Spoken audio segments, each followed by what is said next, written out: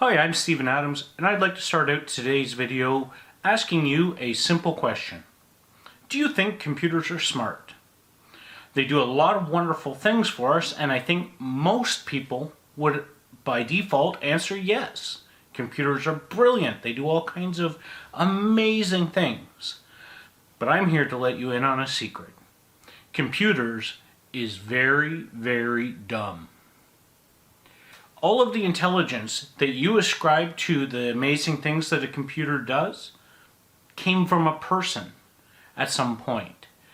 A person sat down and figured out an algorithm to accomplish a task. And then that was put onto the computer either as software or as chips. A brand new computer sitting on the shelf with no software on it can't play videos from YouTube, can't look up anything on Google for us.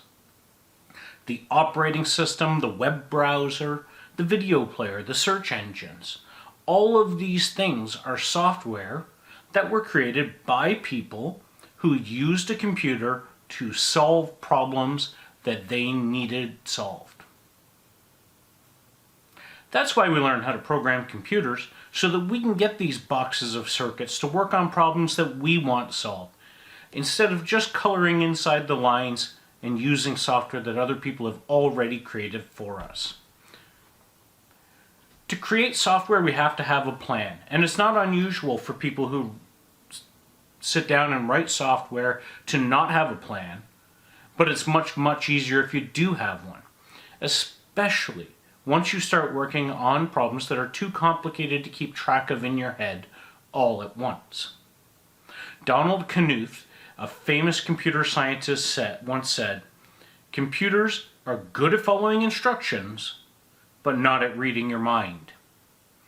As you write programs, if you catch yourself saying, "Oh, that's not what I meant," you'll know exactly what he's talking about.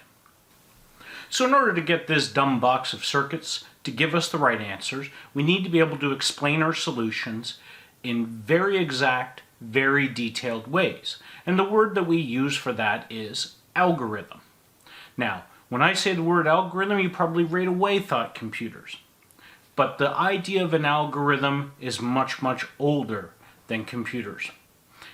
The word itself seems to come from the Latinization of the name of a Muslim scholar who lived around 780 to 850 AD. He was a mathematician, astronomer, geographer, and is also regarded as the father of algebra. The idea of an algorithm dates back even further, of course.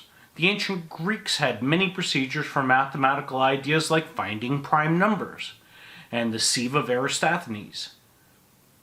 Khwarizmi was one of many Islamic scholars who preserved and expanded on ancient Greek knowledge and brought it back into Europe, or preserved it so it could be brought back into Europe after the Dark Ages.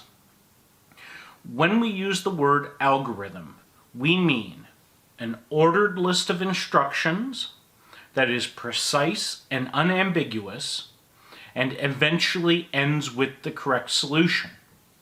If you meet those three criteria, you got an algorithm. Now, it's usually the precise and unambiguous part that really gives us the trouble. Okay? We're not used to really thinking that carefully about what we're doing. You see, that was all cooked into when you first learned things. At that time, you did learn it in very, very small grained details, but now you've done it so many times, you can just work on autopilot. So trying to explain it out to a computer is not natural for us anymore. It's something we have to practice.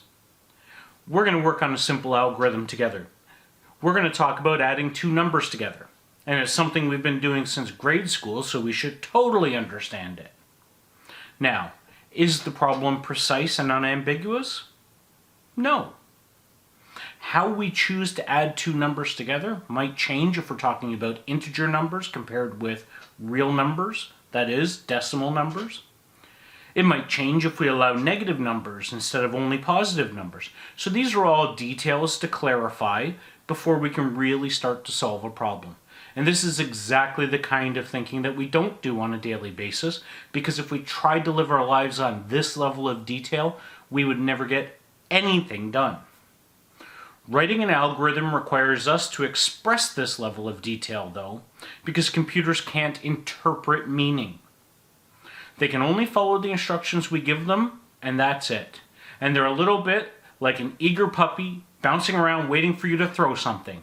Now you throw a stick and you yell, "Fetch." And the puppy comes back with a shoe. Well, it fetched, didn't it? We talked about adding two numbers and how it could go wrong.